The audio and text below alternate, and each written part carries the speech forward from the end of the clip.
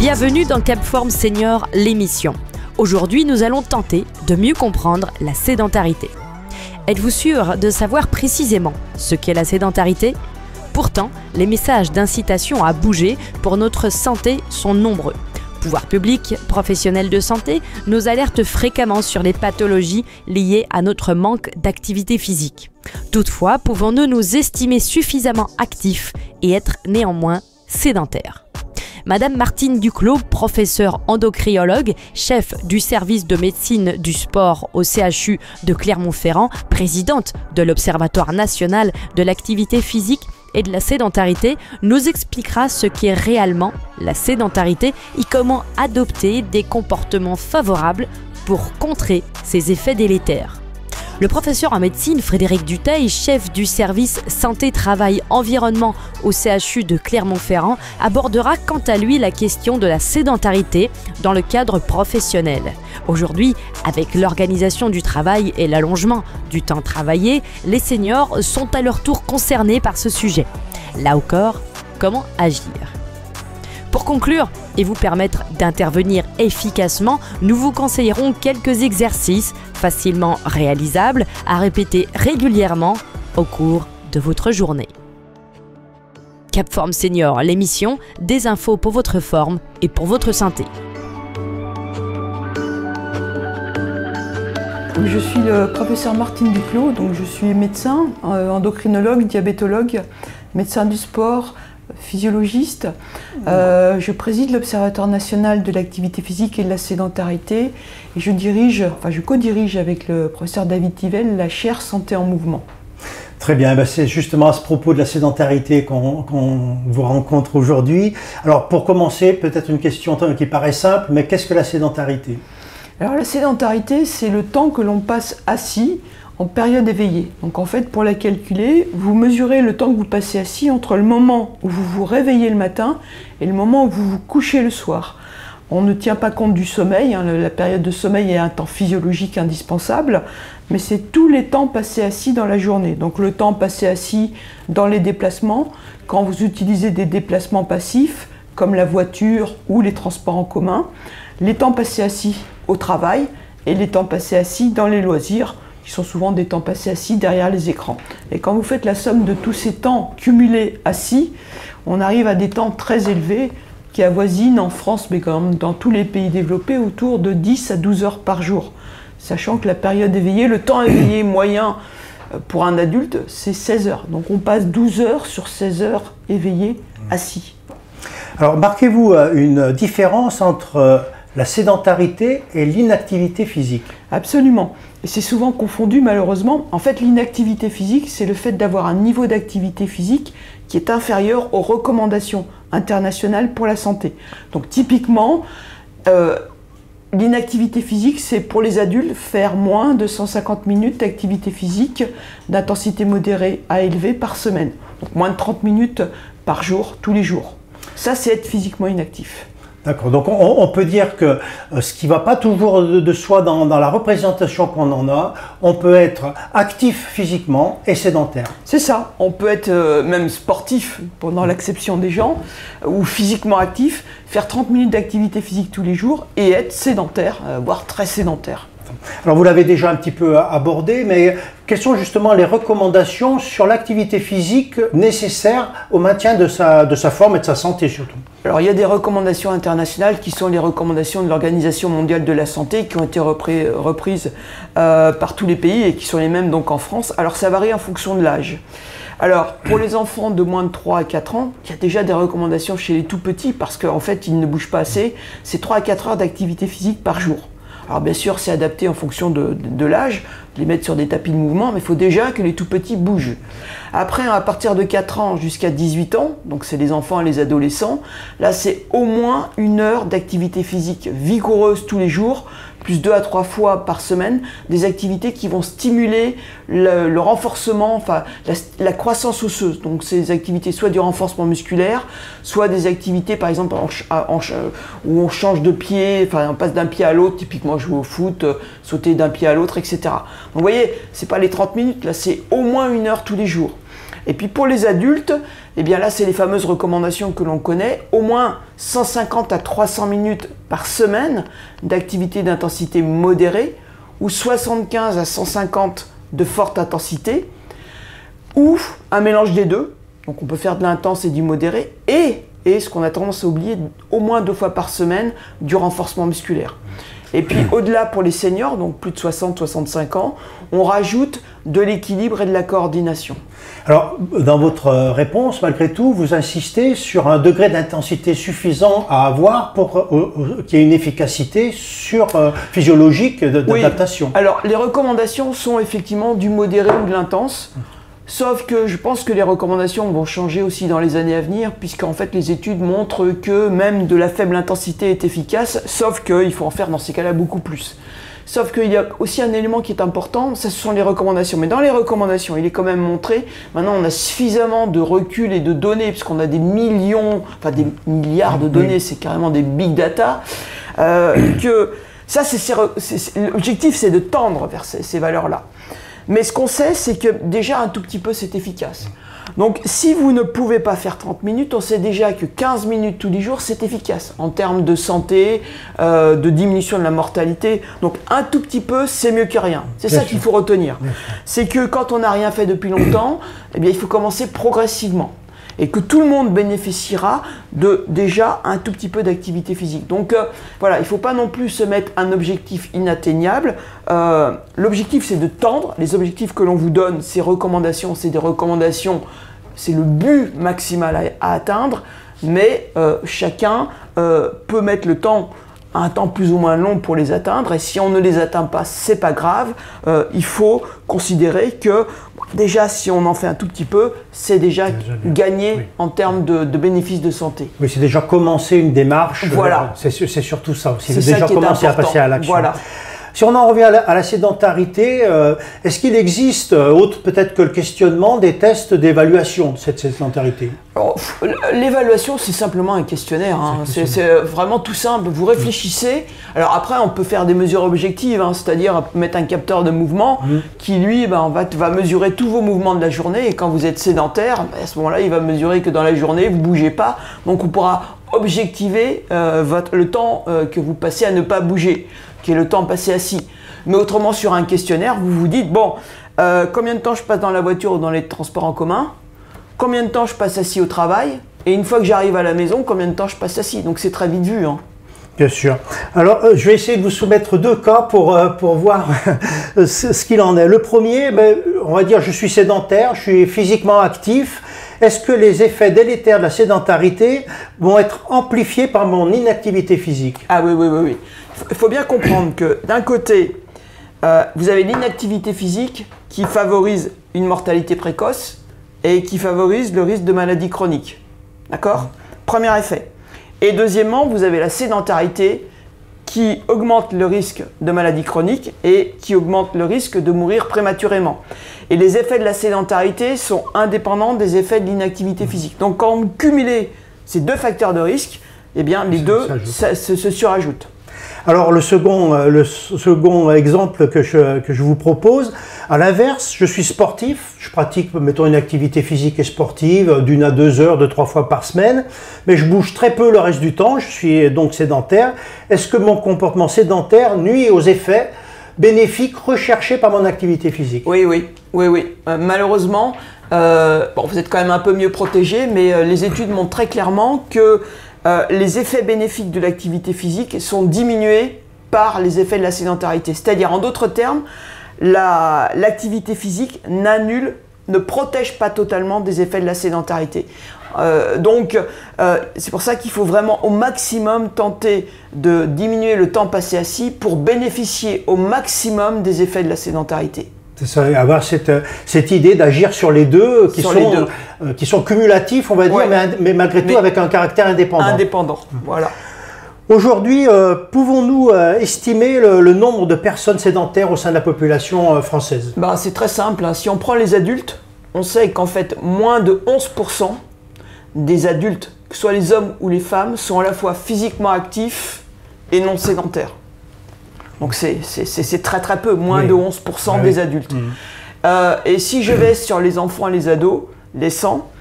On sait qu'à l'âge de 5-6 ans, le temps passé assis chez les enfants, c'est 50% de la journée. 50% déjà, du temps passé assis, du temps éveillé, c'est du temps passé assis. Il y a 14 ans, c'est 75%. Du temps éveillé, c'est du temps passé assis. Oui, bien sûr. Bien sûr. Alors, de par l'évolution, justement, c'est certainement ça qui influence également ces comportements sédentaires accentués. Mais de par l'évolution de nos modes de vie, on pressent évidemment cette augmentation progressive de la sédentarité au sein de la population. Par rapport à d'autres générations, nos générations antérieures, sommes-nous beaucoup plus sédentaires que nos parents ou nos arrière-grands-parents? Complètement. Bon, ce qui a complètement révolutionné cette sédentarité, c'est l'apparition des écrans. C'est très très clair. Hein. Le problème, c'est quand on rentre... Alors, il y a deux choses. C'est déjà, l'activité de travail en elle-même est de plus en plus mécanisée. Il y a de moins en moins d'activités professionnelles qui vont nécessiter une dépense physique. Bon, il y en a encore, hein, bien sûr, mais il y a de plus en plus d'activités professionnelles où on est derrière un bureau ou derrière un écran. Donc, première chose. La deuxième chose, c'est que les loisirs, pour beaucoup d'entre nous, on les passe derrière les écrans. Alors, certes, on peut faire du sport, mais on fait du e-sport. Et ça touche surtout les enfants. Où les enfants, nos générations à nous, on n'a pas trop envie d'apparaître comme des dinosaures, mais même si on n'est pas des dinosaures, parce que voilà, c'était quand même il y a quelques décades, donc c'était pas quand on sortait de l'école, on allait jouer dehors. On allait tous jouer dehors, on était contents d'être dehors et d'aller jouer dehors. Alors on allait jouer, au ballon, on allait faire du vélo. Maintenant, effectivement, les enfants vont faire du vélo, vont jouer au ballon, vont jouer au foot, mais sur les écrans. Donc, effectivement, le problème, c'est qu'ils font du ce que vous voulez, du e-mouvement, du e-sport, mais derrière les écrans. Et c'est pour ça qu'on voit ces temps de sédentarité. Et donc, en fait, on arrive avec des nouvelles générations qui ont des capacités physiques qui se sont effondrés. Et donc, on a ces fameuses études internationales qui ont mesuré donc, les capacités physiques, en particulier les capacités en endurance des enfants. Donc, dans tous les pays, ça fait plus d'une trentaine de pays, et qui montrent qu'entre 1971 et 2011, la capacité en endurance des enfants a diminué de près de 30%. Et l'étude récente du professeur François Carré, qui s'appelle « Inverser les courbes », qui a été faite en France, montre que ça continue à diminuer.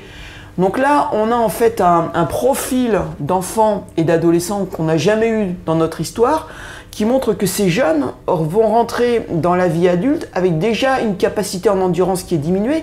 Or, on sait maintenant que la capacité en endurance, cette capacité cardio-respiratoire, c'est un facteur pronostic de mortalité et de développer des maladies chroniques. Donc c'est quelque chose qui est quand même extrêmement inquiétant. C'est un vrai enjeu de santé publique, effectivement. Alors, vous l'avez cité déjà avec les écrans, mais est-ce qu'on a un classement, on va dire, des comportements sédentaires favoris, qu'on soit, je veux dire, nous-mêmes moteurs si on peut dire, mais nous-mêmes responsables plutôt de ces comportements ou qu'on les subisse par ailleurs? Le maître mot, c'est les écrans. Alors, l'écran, réseaux sociaux, les e-jeux, donc ça, c'est les écrans. C'est les écrans, et après c'est favoriser aussi tout ce qui est les transports motorisés. Donc, si déjà il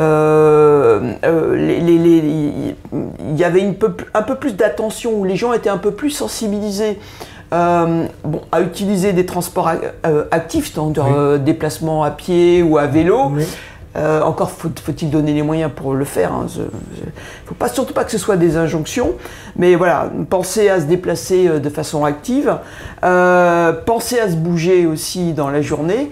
C'est vrai que ces sièges nous sont offerts en permanence, donc penser à se bouger et à rompre les temps passés assis, et puis penser effectivement à se bouger une fois qu'on a fini les activités professionnelles ou l'activité d'études, absolument penser à se bouger et diminuer les temps d'écran, ça c'est clair. Alors ces comportements sédentaires au sein de la population, est-ce qu'on enregistre des disparités selon les milieux sociaux?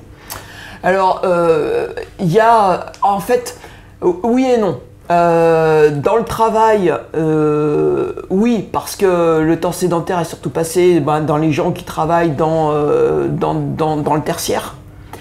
Où on voit surtout la différence, c'est les week-ends. Les week-ends, c'est plutôt les niveaux socio-économiques plus bas.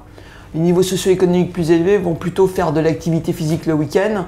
Mais donc les enfants font comme les parents. Donc voilà. Après, ça dépend surtout du milieu de travail et qui, lui, dépend du niveau socio-économique. Et de même, au sein de la population en général ou au sein d'un milieu social, mais vous dites que bon, c'est pas non plus avec, y a pas suffisamment significatif peut-être pour être souligné. Est-ce qu'il existe des différences selon les sexes et puis les âges? Alors, en fait, les différences, on les trouve surtout sur l'activité physique. L'activité physique, en fait, déjà, quel que soit l'âge, les filles font moins d'activité physique que les hommes, ou que les garçons. Dès le plus jeune âge, les filles font moins d'activité physique que les garçons. En fonction de l'âge, ce qu'on voit, c'est que avant l'activité physique, il y a 30 ans, l'activité physique, elle s'effondrait. Elle commençait vraiment à diminuer à la puberté. Maintenant, elle commence à diminuer significativement à l'âge de 6-7 ans, c'est-à-dire quand les enfants rentrent en primaire. Parce qu'en primaire, la première chose qu'ils vont apprendre, c'est à s'asseoir. Et après, on voit qu'elle continue à diminuer jusqu'à l'âge de 20 ans. Après, c'est stable pendant tout l'âge adulte et ça va recontinuer à diminuer l'activité physique chez les seniors. Et la sédentarité, elle est l'évolution inverse. Elle commence à augmenter au moment où ils rentrent dans le primaire et puis elle va augmenter tout au long de la vie. Alors justement, là aussi, vous venez d'en parler, visiblement on a plus de risques à adopter un comportement sédentaire avec le vieillissement. Et quelles en sont les causes?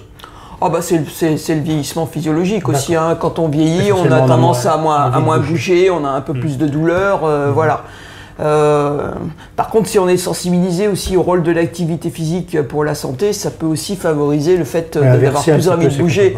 Et puis on a moins d'effets secondaires du vieillissement aussi. Donc c'est toujours le cercle vicieux ou le cercle vertueux. Alors justement, est-ce qu'on peut venir à la répercussion physiologique et physique de la sédentarité sur notre organisme? Pourquoi est-ce dangereux pour notre organisme? Alors en fait, il est bien démontré que les effets de la sédentarité, première chose, c'est que la sédentarité, ça augmente le risque de mortalité précoce. Donc c'est-à-dire de mortalité prématurée, c'est-à-dire le risque de mourir avant l'âge prévu compte tenu de notre espérance de vie à la naissance. Donc on considère en fait qu'il y a une relation dose-réponse, mais c'est non linéaire. C'est-à-dire à partir d'un certain seuil de temps passé assis, on voit que plus on passe de temps assis, plus la mortalité augmente. Alors, vous allez me dire, c'est quoi le seuil? C'est très variable, hein, ça dépend ce qu'on mesure. Certains ont dit 8 heures, d'autres le fixent plutôt à 10 heures. En gros, c'est entre 8 et 10 heures de temps passé assis par jour. Certains, des fois, le fixent à 6 heures, moins de 6 heures. Mais en gros, c'est considéré que c'est entre 8 et 10 heures.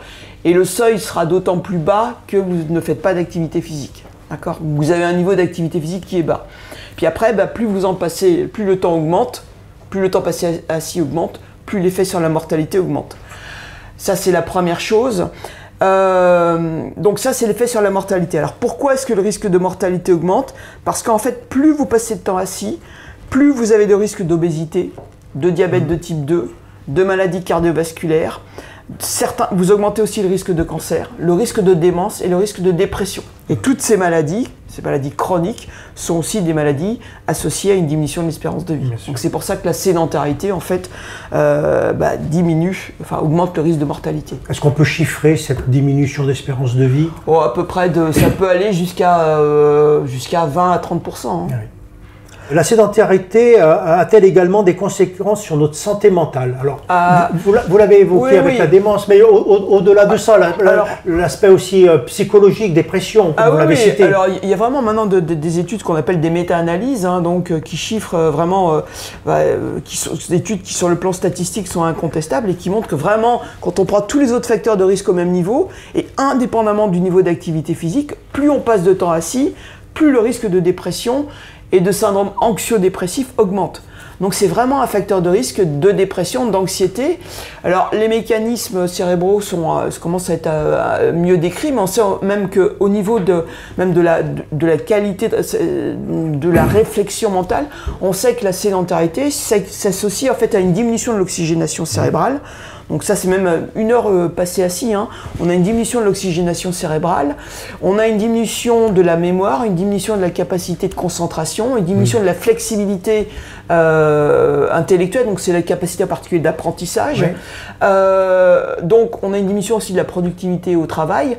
Et donc quand vous faites ça, non pas 1 heure de temps passé assis, mais que vous répétez ça tous les jours et tous les jours, eh bien ça effectivement diminue, en fait, donc ça explique le risque de démence, et ça explique aussi un bien-être mental qui est diminué, et puis in fine le risque de dépression. Hein. Si vous sentez que vous êtes moins efficace, que vous pensez moins bien, que la mémoire est moins bonne, et puis que physiquement aussi vous êtes moins bien parce que vous avez pris du poids, parce que vous avez un diabète qui apparaît, ou un cancer du sein, ou qu'il y a une maladie chronique, la maladie chronique aussi diminue la santé mentale.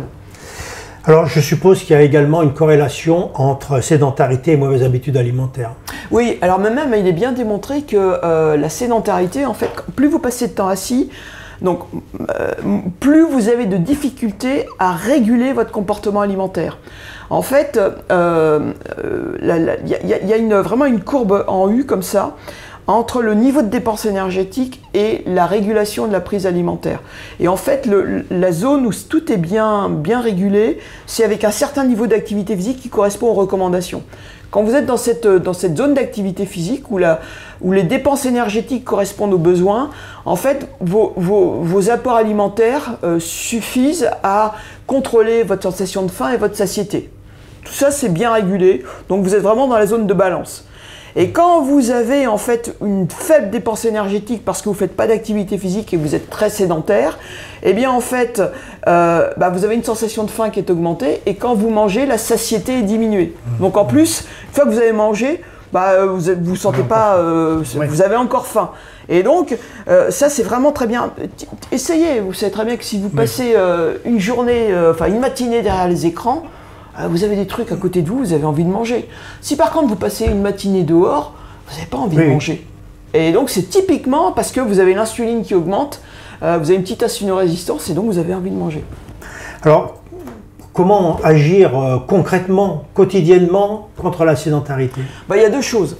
Il y a il faut diminuer le temps total passé assis. Donc par exemple, si vous passez 12 heures assis, il faut passer... Simplement, il est bien démontré que si vous diminuez le temps total de 30 minutes, si de 12 heures, vous passez à 11h30, donc vous substituez 30 minutes de sédentarité par 30 minutes d'activité physique. Alors, si c'est de l'activité physique d'intensité modérée, vous diminuez la mortalité de 30 à 40%. Si vous les substituez par juste 30 minutes d'activité de faible intensité. Donc ça, jusqu'à présent, c'est pas dans les recommandations, l'activité de faible intensité. Donc typiquement, c'est déambuler dans la maison. Vous allez chercher un verre d'eau, vous allez zapper la télé, mais en vous levant, hein, pas. Vous allez ranger un livre, vous allez mettre le nez dehors parce que vous allez voir une fleur, vous allez à la fenêtre, etc. Là, vous diminuez la mortalité de 10 à 20%. Donc simplement, diminuer le temps total passé assis de 30 minutes et le remplacer par une activité physique, vous diminuez la mortalité. Voilà. La deuxième chose, c'est éviter les temps prolongés assis. Évitez, donc ce qu'il faut faire, c'est que toutes les 30 minutes à 1 heure, vous vous levez et pendant 1 à 3 minutes, vous bougez. Donc c'est faire des ruptures de temps de sédentarité.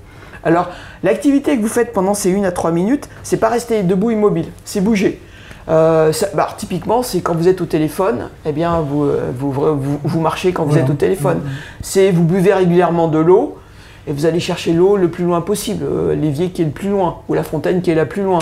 Puis comme vous allez boire régulièrement, vous avez envie d'aller aux toilettes. Voilà, c'est des petites choses, mais vous pouvez faire soit une activité légère, soit vous faites 2 ou 3 petits mouvements, enfin ce que vous voulez. Vous pouvez en profiter pour faire 2 ou 3 petits mouvements, votre renforcement musculaire. Et donc ça, c'est voilà. Il faut prendre l'habitude de se lever régulièrement. Donc éviter les temps prolongés, donc rupture de temps de sédentarité et diminuer le temps total passé assis.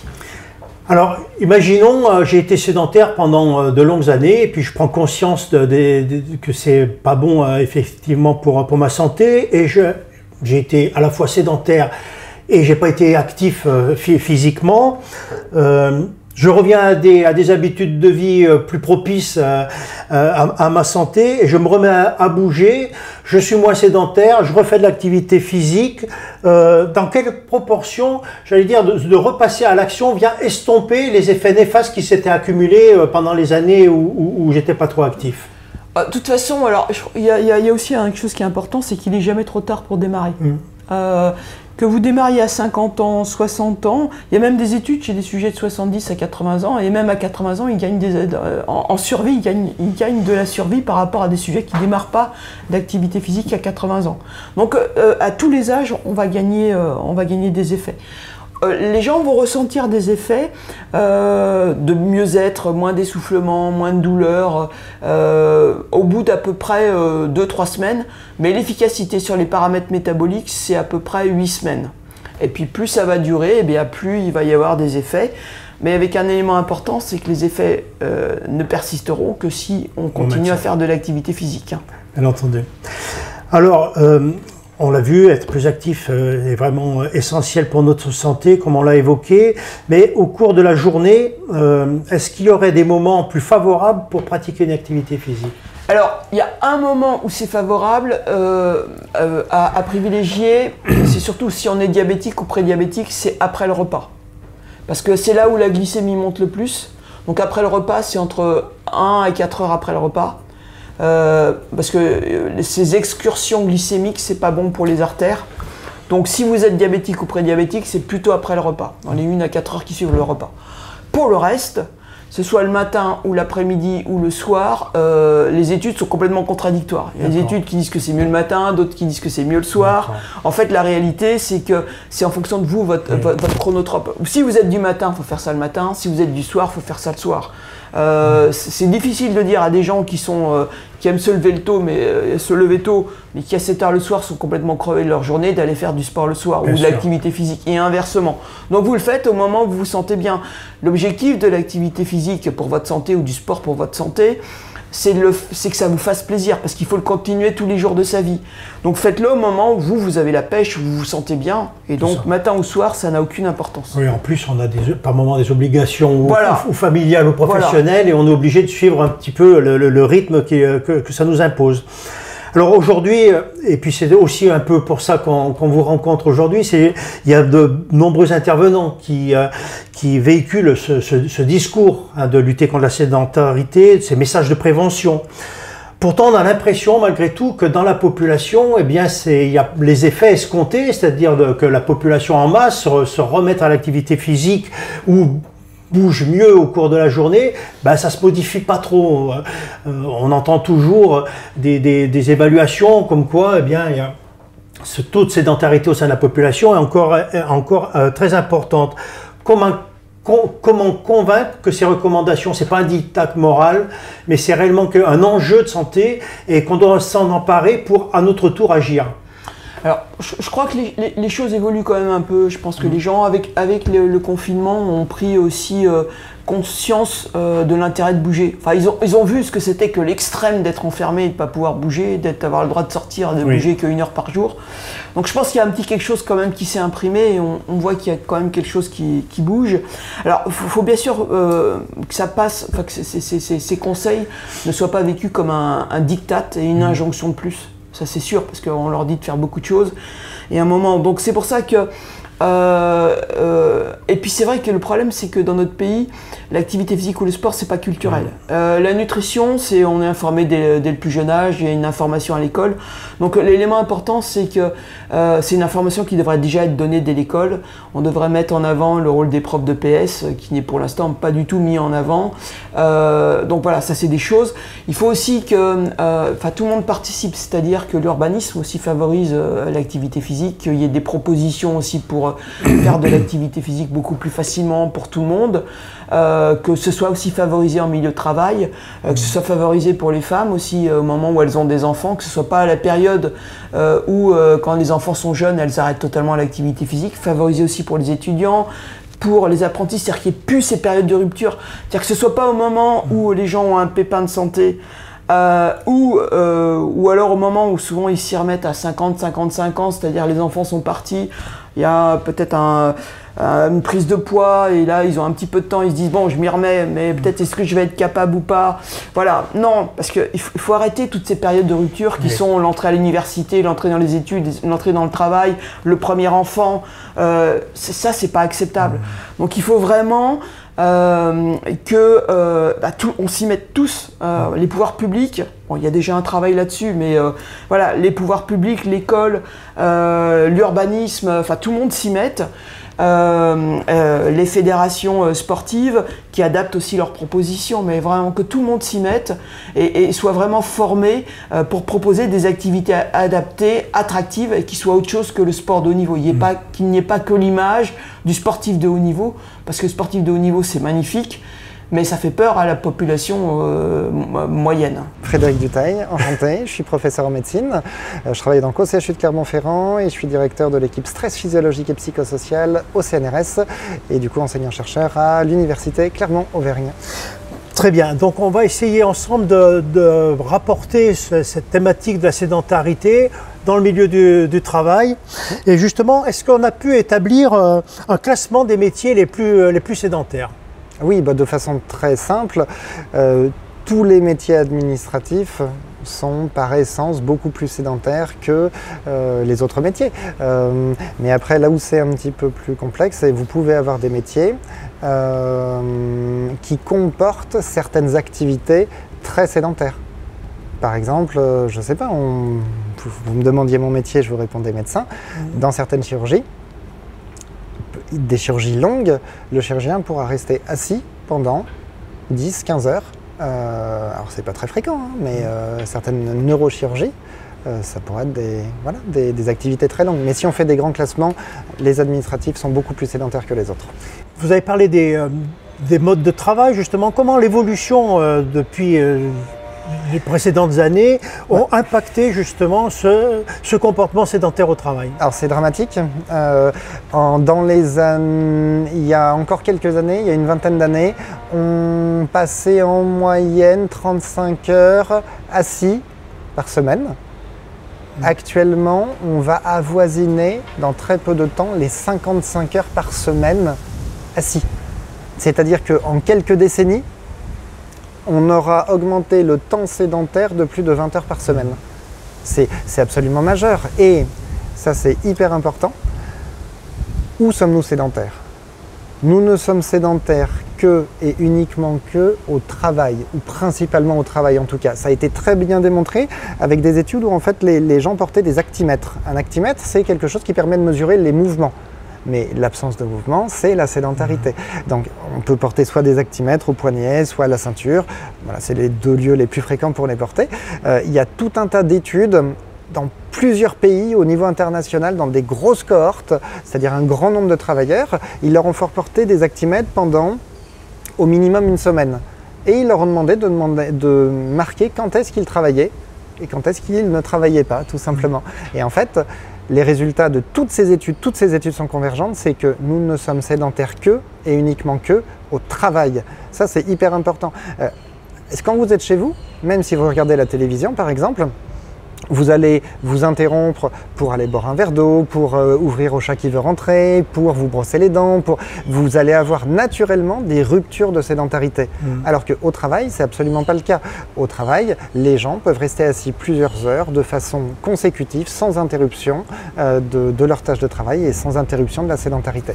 Alors, au sein d'une entreprise, est-ce qu'on peut constater des disparités en fonction de la position sociale au sein de l'entreprise? C'est-à-dire, on est plus dirigeant, on est ouvrier, on est... Voilà. Alors, oui, mais ça ne va pas forcément dans le sens que vous attendez. C'est-à-dire que forcément, on est plus sédentaire quand on a une catégorie socio-professionnelle plus élevée. Mais pour autant, les ouvriers ne sont pas forcément protégés. Il faut bien voir quelque chose. La sédentarité et l'activité physique ont des effets biologiques sur l'organisme qui sont distincts. C'est-à-dire que, qu'est-ce que c'est ne pas être sédentaire? Si vous êtes debout, par exemple, vous n'êtes pas sédentaire. Je répète juste la définition de la sédentarité. C'est assis ou allongé, sans dormir, sans faire d'activité physique. Donc, être debout, vous n'êtes pas sédentaire. Donc, faire de l'activité physique professionnelle, vous parlez des ouvriers, c'est plutôt des tâches qui sont pénibles. Là, contrairement à ce que les gens pensent, ce n'est pas quelque chose qui est protecteur si c'est trop intense. C'est-à-dire que l'activité physique professionnelle, c'est quelque chose qui va être imposé. C'est-à-dire que même si votre corps n'est pas forcément capable de suivre, vous devez faire ce travail-là, sinon vous serez licencié. Ça a des effets. Très concrètement, il y a plusieurs études, y compris des méta-analyses, qui montrent que l'activité physique professionnelle trop intense augmente même la mortalité. Donc les ouvriers ne sont pas forcément... Ils sont moins sédentaires, oui, mais ils sont moins sédentaires parce qu'ils font une activité physique imposée. Et cette activité physique imposée, elle n'est pas forcément bénéfique pour eux. Il y a une disparité en fonction des catégories socio-professionnelles.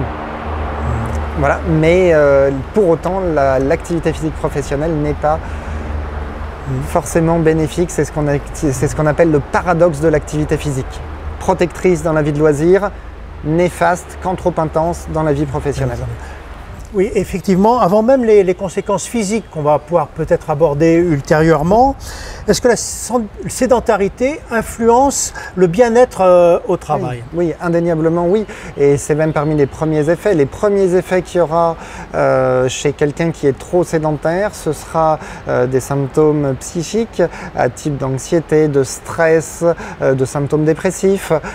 Les troubles du sommeil aussi vont apparaître très rapidement. Et ensuite, tout le reste, des troubles métaboliques, mais qui sont objectivables, mesurables, c'est-à-dire des effets sur le cholestérol, ce sera à plus long terme. Les premières choses touchées, ce sera le sommeil, la santé mentale. Est-ce que les travailleurs seniors sont plus exposés aux effets de la sédentarité que des travailleurs plus jeunes? À ma connaissance, il n'y a pas forcément d'effet pire, entre guillemets, chez un salarié qui est plus âgé. Sachant que, je vous l'ai dit, on en est au tout début des recherches sur la sédentarité. Globalement, on parle de la sédentarité vraiment depuis une dizaine d'années. C'est très récent à l'échelle de la science et des connaissances scientifiques. Pendant notre temps de travailler, justement, quelles seraient vos préconisations pour rompre ces temps sédentaires ou voire même des aménagements peut-être de milieu pour pouvoir répondre à cette problématique? La première... alors, il y a plein de choses qui peuvent être faites. Ça peut être simplement interrompre la sédentarité. Comment l'interrompre? Simplement en se levant.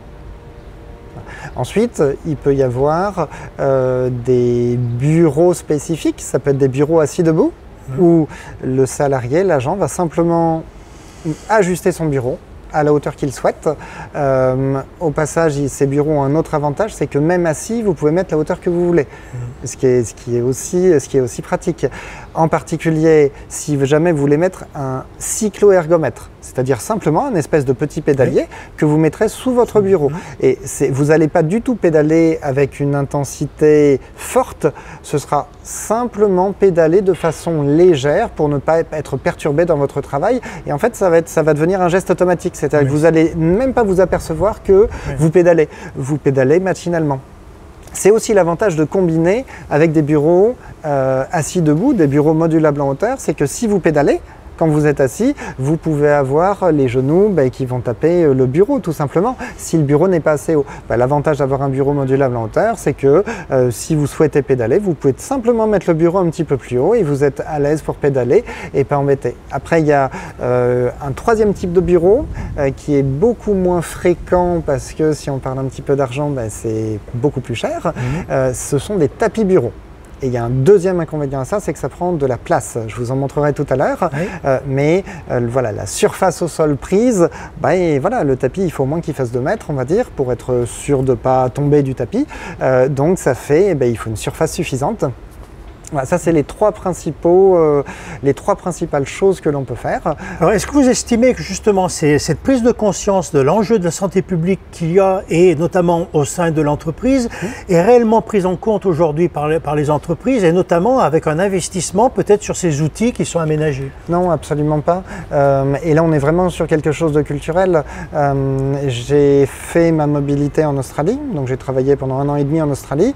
En Australie, c'était il y a 15 ans, la doyenne de l'université, de l'Australian Catholic University, quand elle m'avait reçu debout sur un bureau modulable en hauteur.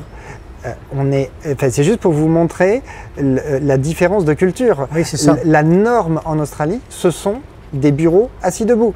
Et vous devez faire des papiers en justifiant, etc. si vous ne voulez pas un bureau assis debout. Par défaut, c'est un bureau assis debout. En France, c'est le contraire.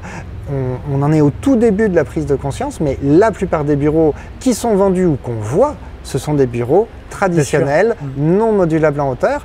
Donc oui, on en est très, très loin, sachant qu'il y a... l'employeur, légalement en France, doit remplir un document, ce qui s'appelle le document unique d'évaluation des risques professionnels, le DUERP, document unique d'évaluation des risques professionnels. Dans ce document, l'employeur doit consigner tous les risques professionnels. Qu'est-ce que je vous ai dit tout à l'heure? Je vous ai dit que la première cause de mortalité évitable dans les pays développés, c'était l'inactivité physique. Et que, où était-on sédentaire? Nous sommes sédentaires principalement au travail. Donc, il suffit de regarder de façon factuelle quel est le nombre d'employeurs qui répertorient la sédentarité comme un risque professionnel dans le document unique. La réponse est très peu. Alors, si je suis dans une tâche qui m'impose la sédentarité, quel comportement je peux avoir hors mon temps de travail pour venir diminuer l'importance des effets néfastes de cette sédentarité sur mon organisme? Malheureusement, c'est ce que je vous disais, c'est que rien ne va compenser les effets de la sédentarité. La sédentarité va avoir des effets propres et l'activité physique va avoir des effets propres. C'est-à-dire que même si vous faites de l'activité physique après être resté assis pendant 8 heures, de toute façon, y compris si on va jusqu'au critère de jugement ultime qui est la mortalité, statistiquement, vous mourrez plus. Ce groupe-là va plus mourir que quelqu'un qui va interrompre sa sédentarité et faire de l'activité physique. Donc faire de l'activité physique, bien sûr, c'est tout le temps bien, mais ça ne va pas compenser les effets de la sédentarité. Interrompre les périodes de sédentarité par des temps courts, actifs, est donc une solution pour en atténuer ces effets néfastes et gagner en espérance de vie. Se lever et se déplacer quelques minutes ont déjà des répercussions bénéfiques non négligeables. Mais pourquoi ne pas utiliser ces moments pour aller un peu plus loin, bouger judicieusement en ressentant votre corps? Nous vous présentons quelques intermèdes variés à réaliser régulièrement au cours de votre journée entre vos temps d'inactivité. Ils vous permettront de vous stimuler, de vous initier à des mouvements de renforcement musculaire et de mobiliser vos articulations. Vous pourrez les répéter immédiatement ou dans la journée, les alterner ou les recombiner selon vos envies. D'autres exemples vous attendent sur le site Capform. Marche sur place en montée de genoux, synchro bras-jambes, coudes vers l'arrière.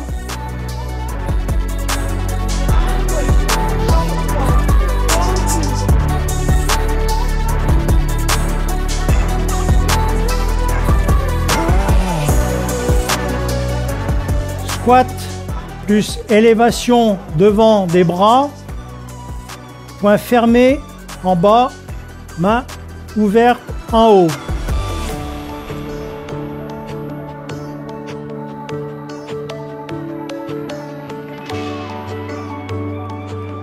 Mobilisation de la tête, extension, mon regard va loin, je souffle en revenant et en rapprochant mon menton du sternum. J'inspire, je souffle.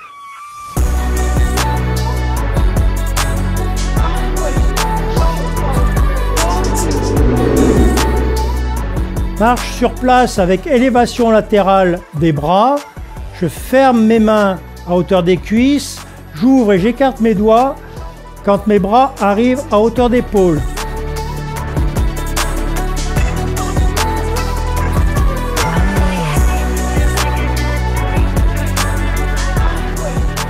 Squat et je remonte sur une seule jambe. Je garde dos droit. J'amène mes fesses sur l'arrière.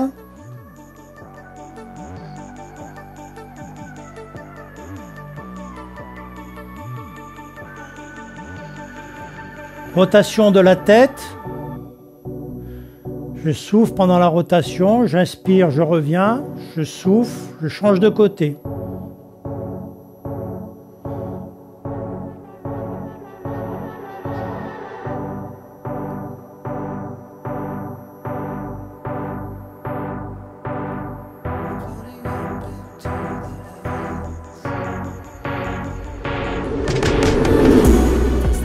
Marche sur place avec rotation des bras, je vais loin derrière, je monte haut, je souffle en descendant.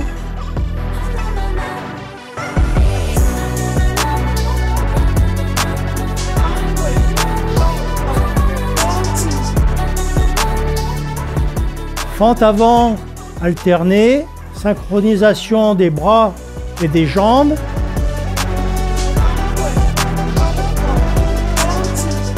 Je descends mon genou de la jambe arrière à la verticale et je garde buste droit. Main sur les cuisses, j'inspire, je rapproche mes omoplates dans le dos, je souffle en ramenant mes épaules sur l'avant et en creusant vers mon sternum. Je souffle, j'inspire, j'écarte, je souffle, je rapproche.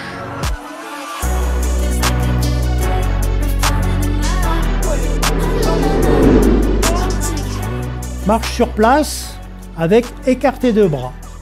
Les bras à hauteur d'épaule, mains écartées, poings fermés sur l'avant.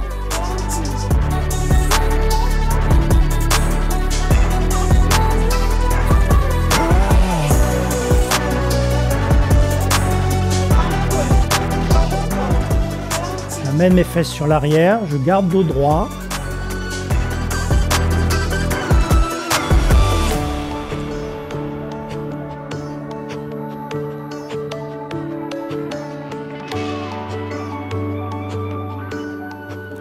Haussement d'épaule, épaule basse, j'inspire en montant. Je souffle, je descends mes épaules le plus bas possible. J'inspire et je monte mes épaules en direction des oreilles le plus haut possible.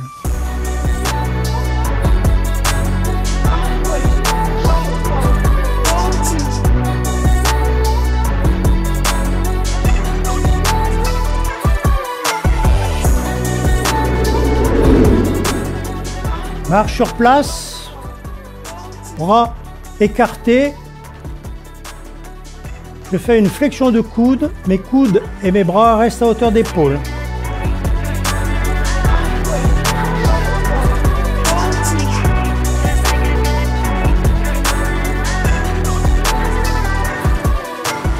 En squat sumo, je descends, je ramène mes bras, poings fermés, le long du corps, coudes écartés, mes mains arrivent à hauteur de la poitrine.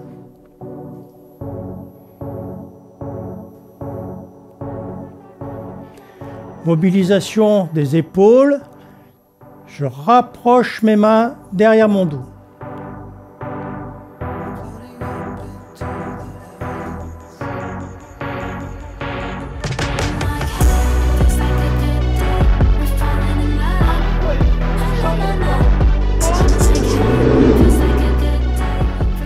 Montée de genoux croisés, je rapproche mon genou de mon coude, cuisse à l'horizontale.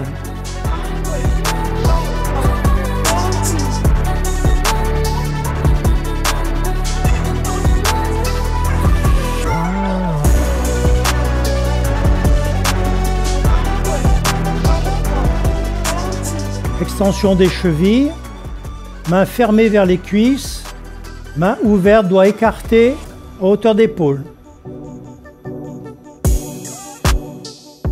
Je monte sur mes pointes de pied.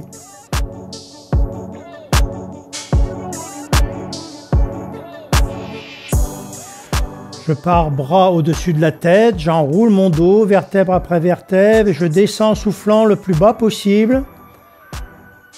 Je remonte.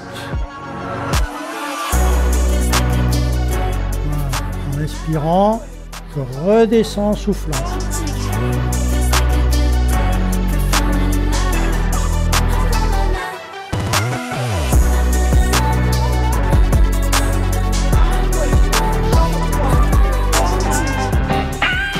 Nous espérons que ces reportages auront su vous intéresser. Nous vous donnons rendez-vous lors d'une prochaine diffusion de Cap Forme Senior, l'émission. D'ici là, à vous de jouer, restez actifs.